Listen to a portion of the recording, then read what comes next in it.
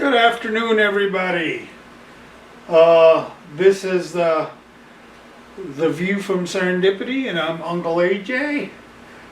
Today we're going to talk about computers, breaking it down, hardware versus software, episode 6, part 2. There's probably going to be 2 more parts of this because there's a lot to cover. This is what I did for a living for 38 years, started out as a hobby 42 years ago. Let's just jump right in because we've got a lot to cover. Today, hardware versus software. On the left side, laptops, servers, VMs, with virtual machines, tablets, smartphones. These are computers and they're considered hardware. Your little smartphone is a computer. It's a high-speed computer, massive amounts of memory, massive amounts of storage capability, and it's connected to the internet 24 hours a day through 4G, 5G service. So, hardware. Other things that qualify as hardware. Hard drives, optical disks, RAID, redundant array of inexpensive disks. There's a cluster of disks stacked up and there's software that runs it. It's a redundant array of disks is something like, they're set up so that, like let's say you have a arithmetic formula, 3 plus 4 equals 7. Well, if you lose 4, by taking 3 from 7, you get 4 back. That's kind of like how a RAID is set up. SAN, storage area networks, huge, large banks and banks of hard drives. They may be solid state or they may be physically, spinning disk, whatever. Routers, digital switches, hubs, modems. This is hardware. Printers, monitors, keyboards, pointing devices such as mice or roller balls or trackpads. That's hardware. Anything that's physical is hardware. Okay, so if you can touch it, you feel it, you need it to do your work. Whether it's the keypad on the laptop or the keyboard itself or the roller ball on the corner of the keyboard or whatever, that's hardware. Software, very different. Software is virtual. We'll start off with something that's very, very basic, and that's what B stands for, Basic Input Output System. This is a very low level operating system software that basically checks when you fire it up, when you fire your computer up, your laptop, your desktop, you may see something that says BIOS, checking input, output, memory, check, blah, blah, blah. It lasts about maybe 5 to 10 seconds and it rolls off the screen. And then what happens is it fires off the higher level operating system with the OS, which may be Linux, Windows, or OS 390. This is the operating system that you actually need to run application software, productivity software, and so on. And then the next thing we're going to talk about is productivity software, such as Microsoft Office or any kind of software you can buy off the shelf, like a CAD/CAM software or software that teaches you how to learn different languages, that sort of stuff.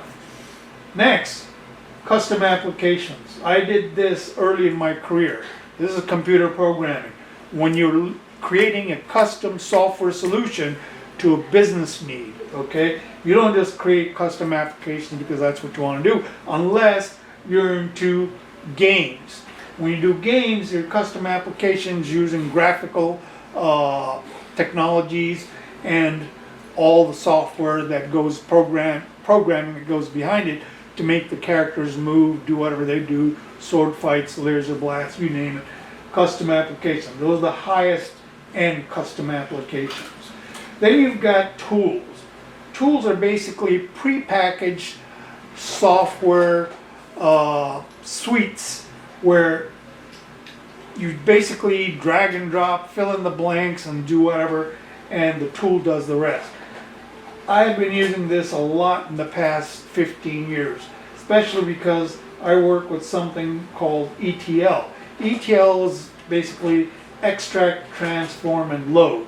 And we use this a lot when we work with databases and data warehouses. And one of the tools that Microsoft gives us, a very powerful tool called SQL Server Integrated Services, which is a very powerful ETL tool. Basically, you tell it the source, you tell it the destination, you tell it what you want to do with the data. If you just want to bring the data from A to B, you can do that. If you want to bring the data in, do some transformation on it, edit it, whatever, you can do that, and then you can load it. Next, web browsers, URLs. Web and browsers, the World Wide Web is software. The browser is software. A URL, Universal Resource Locator, when you type in www.amazon.com, that's a URL. That translates to an IP address. We're going to talk about that more when we get into networking and the internet down the road. And that's software. The last that I'm going to touch upon, this is what I did as a specialization for the past 38 years, is databases. I worked with databases from a programmatical standpoint earlier in my career, and later in my career I became a DBA, database administrator, and I worked with databases. Databases are essentially what used to be, we started out a long time ago in a galaxy far, far away with files. Problem with files are a little bit more difficult to use when you're using these tools and these applications, productive, whatever. Databases basically take files and break them up into logical constructs. We call them schemas, and in the latest iteration of database, which is relational database, has been around for about 35, 40 years, we put them in tables. If you've heard of tables, relational database relate the tables to each other. They have keys in them, so they have a relationship to each other. And we'll get more into this down the road here, because this is my specialization. This is what I've been doing exclusively for the past 30 plus years. So that's software too. Store information. When you go to Amazon and you select something, off their web presentation, you want to get this item, put them in it's going to the database and getting those items. And it's deducting from the inventory at Amazon. That's just simplistic, but that's the way it is. We've got the front end, which is the browser-based application facing. That's the graphical interface that allows you to maneuver around and look at the pictures, pretty pictures of this item, and you select it and you put it in your basket. That is actually going to the database and getting the item and putting it in the basket. And when you check out, it basically goes through the front end application, goes through how you're paying for it, and then at the back end, it takes it out of inventory, which is kept in track of in the databases, and then Amazon knows to go out and reorder the stuff that is selling very well. So anyway, we'll get into all this a little bit more in depth. Probably the next chapter or the next part, episode 7, will probably be more about software. I'll concentrate more in depth about software. Then chapter 4 might be networks and the internet, because the internet is basically a network on steroids. So best way to put it. Anyway, hope you learned something. Hope this is enjoyable for you. I'm trying to get this information out there after 66 years and working with this stuff for 40 years. I'd like to share some of this with you. As I said before, I'm not making any money out of this. I just basically want to share information, get you guys a little more educated on what's happening behind the scenes when you're tapping on your phone, or you're tapping on your tablet, or you're keying in on your keyboard, or you're moving your mouse around, clicking all over the place. So anyway, hope you enjoyed this. Hope this was instructional. Thanks for tuning in, and we'll see you soon. Take care. Bye-bye.